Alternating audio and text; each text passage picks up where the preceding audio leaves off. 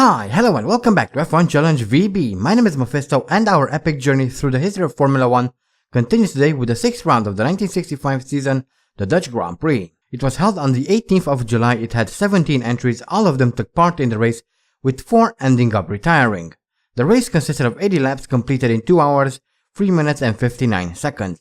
Graham Hill started the race from pole with Jim Clark in 2nd, Ginther 3rd, Surtees 4th who ended the race in 7th, Gurney started from 5th and Stewart 6th. Jim Clark drove superbly to win the Dutch Grand Prix from Jackie Stewart, who finished 8 seconds after Clark.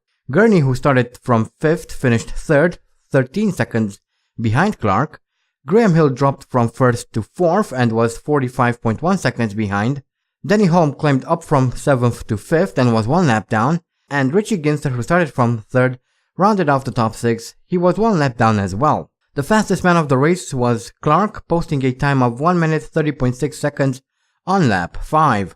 We're once again here at the fantastic Zandvoort circuit where a lap starts off with a long run down into turn 1, a tight 180-degree right-hand hairpin. Next are turns 2 and 3 forming a medium speed chicane, leading immediately into turn 4, a tight 180-degree left-hand hairpin. From here the track opens up until we reach turn 7, a medium to fast banked right-hander. Once again the track opens up until we reach turn 12, a fast right-hander that takes us into the final corner of the track, turn 13, a fast right-hand sweeper that brings us around onto the main straight, and that is a lap around the Zandvoort circuit.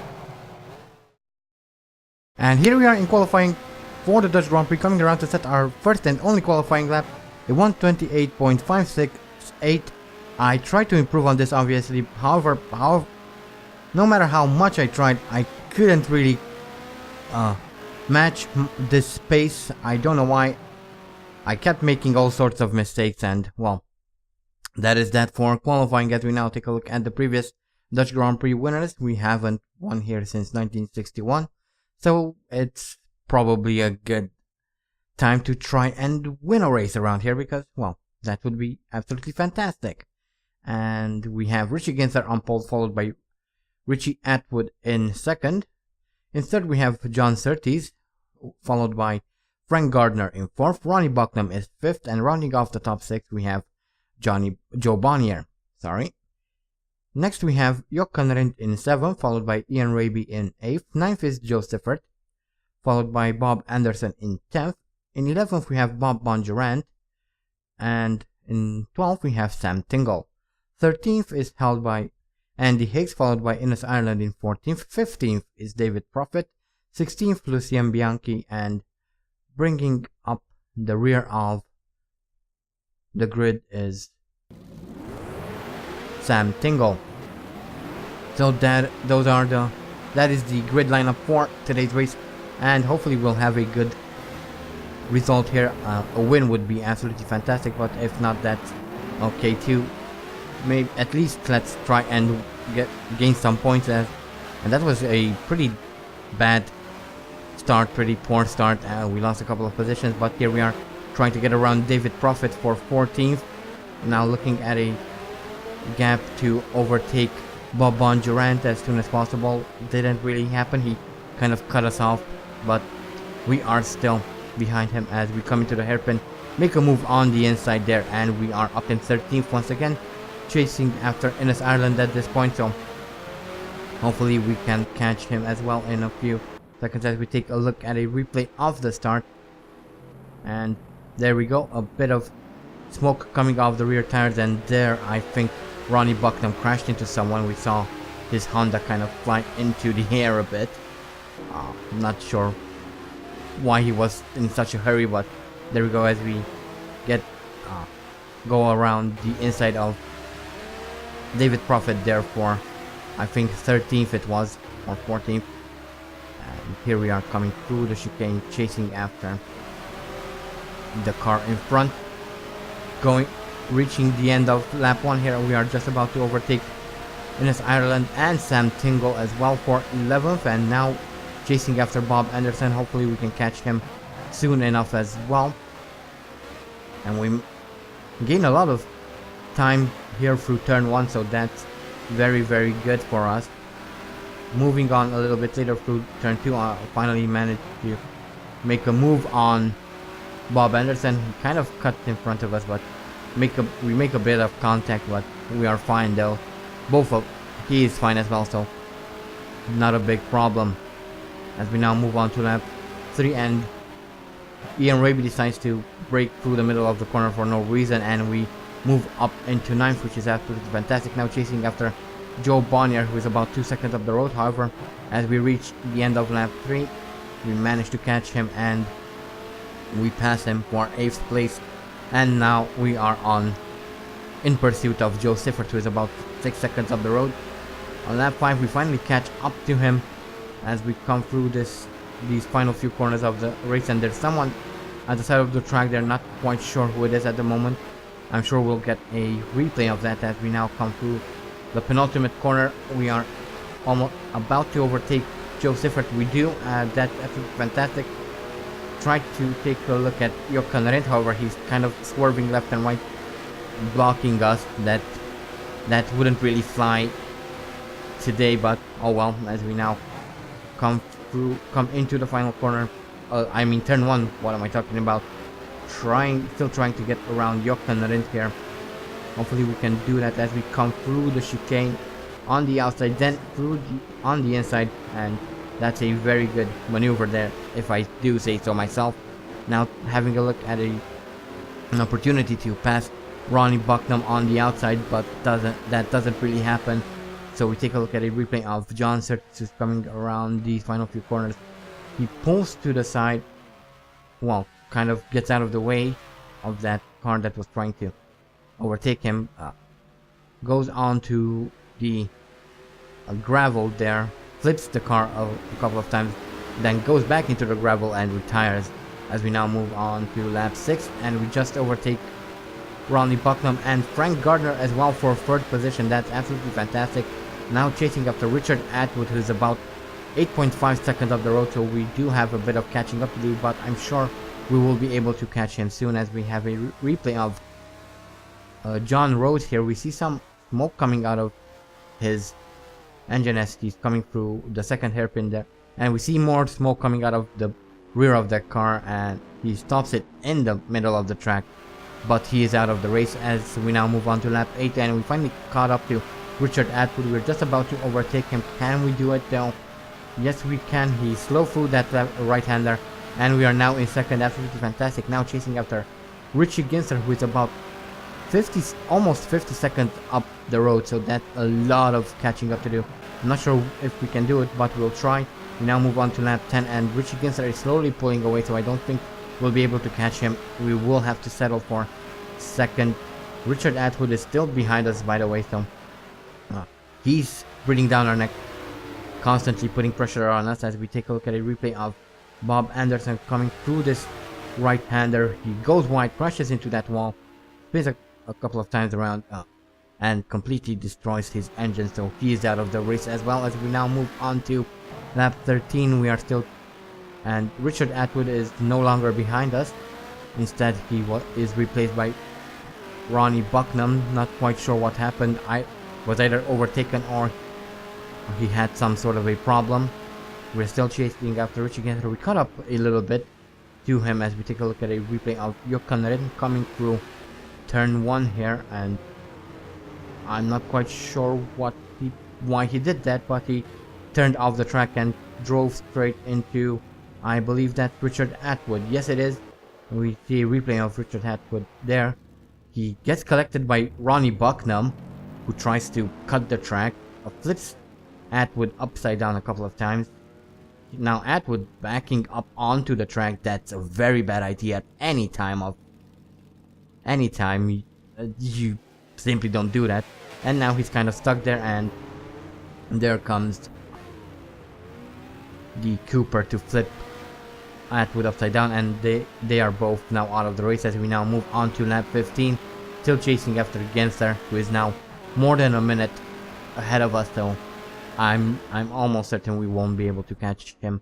As we take a look at a replay of Sam Tingle coming through turn 1 here, pulls to the side, and he's out of the race. Not quite sure what has happened to him. Maybe a suspension failure, I don't know. As we now move on to lap 17, and Ronnie Bucknam is now right on our gearbox, just 0.2 of a second behind us. Hopefully we'll be able to keep him behind. That would be absolutely fantastic. We would like to finish in second. That would be very good. As we now take a look at a replay of Frank Gardner, who pulls to the side of the track and is out of the race as well. Once again, I'm not quite sure why he decided to retire, but I'm sure he has a good reason. As we now come around to start lap 18, and Ronnie Bucknam manages to overtake us as I go a little bit wide into turn 1 there. So we're now down in third, not a good place to be. But a little bit later on he got caught up behind a back marker, so I didn't hesitate to make a move there, and we're back in second place, so that's absolutely fantastic. All the while Richie Ginther is pulling away second, corner by corner, as we now move on to lap 19, and I go once again wide through that left-hand hairpin this time, and that allowed Ronnie Bucknam once again to get in front of us, so we're back down in third place. Moving on to lap 21, sorry, I cannot talk for some reason, and Ronnie Bucknam once again having problems with some back markers, and we obviously take advantage of that and move back up into second. At some point Richie Ginther managed to overtake us. Actually, that wasn't all that long ago, as we take a look at a replay of Richie Ginther coming around to finish lap 22 and post the fastest lap of the race all the while, and there he is lapping us, so congratulations to Ginther for posting the fastest lap of the race. As we now move on to lap 22 ourselves, and there Ronnie Bucknam kind of forcing his way on the inside, and I had no chance but to give him space, and we now fall back down to third. Hopefully something will happen and to help us catch back up to him, and yes indeed, once again he's stuck behind a back marker, and I don't hesitate at all to make use of that, and we are now back in second, which is absolutely fantastic. Hopefully this time we can keep that position as we come here on lap 23, very wide through turn 4, turn 7 even. I didn't want to do that, but it happened, and that allowed Ronnie Bucknam to once again get ahead of us. So a lot of ding-donging with Ronnie Bucknam for second, as we now move on to lap 24, still trying to catch up to Ronnie Bucknam. I catch the curb on the exit of turn 3 there, which flips the car upside down. For a split second I contemplated not to finish the race, because, well, you wouldn't be continuing a race after something like that. However, I decided, what the hell, and this, well, kept to it. I hope you guys don't mind that too much, and, well, there are only a couple of laps left in the race, so it's not that I can do much about it now. Ronnie Bucknam is now 23 seconds up the road, so there's absolutely no way we can catch him.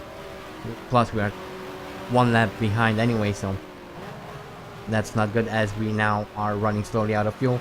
Hopefully we will have enough to finish the race, because, well, on this circuit the pits are completely broken, so we couldn't refuel even if we wanted to, as Richie Ginther crosses the line to win the Dutch Grand Prix. Congratulations to him. That's a double victory, I guess, for him somehow, as we take a look at a replay of Ginther coming around to win the Dutch Grand Prix, going kind of wide through turn 1 there, but that doesn't matter because he is now on the cooldown lap, as we ourselves are now coming around to finish the race. And, well, we didn't finish all that bad. Third is still a good position, but obviously we would have liked to finish in second. Joseph finished 4th, Bob Bondurant 5th, and Joe Bonnier finished 6th. Obviously Bucknam 1st, and Ginther we saw finished 1st. And here are the retirements. Quite a few people returned during the course of this race, but yeah, that was the Dutch Grand Prix. A fairly decent result, although again finishing higher up would have been much better. But anyway, here are the career statistics, and this was Andy's 137th Grand Prix. His best start is from first, has 13 pole positions, has set 24 fastest laps, his best finishes in first, has completed 90 races, 71 of them in the point, has won 40 Grand Prix, 4 at the Indianapolis 500, 6 in Monaco, has 8 championships under his belt, has scored a total of 480 points, has retired 47 times, has experienced 2,960 out of 3,640 laps, has 7 bronze trophies, 16 silver trophies, 40 gold trophies, and as an extension 40 podiums. And here is a quick look at the championship standings. Richie Ginther extending his lead with Jackie Stewart in 2nd, Ronnie Bucknam 3rd, Jack Brabham and Graham Hill fighting for 5th, Andy Higgs is 6th. The last person to score points is Joe Bonnier down in 18th, and bringing up the bottom of the driver standings is Mike Halewood down in 33rd. So those are the driver standings. Let's now move on to the constructors. And here we have Honda extending their lead on Owen Racing Organization, who are in 2nd, Brabham Racing 3rd, North American Racing Team and Otello Nucci fighting for 4th, Team Lotus in 6th. The last team to score points are John Wilmot Automobiles in 12th, and bringing up the bottom of the constructor standings are Bob Gerard Racing in 18th. So that was the Dutch Grand Prix. Once again, not a bad result. Obviously 3rd is very good result actually, finishing so high up, but obviously we would have liked a better position 2nd.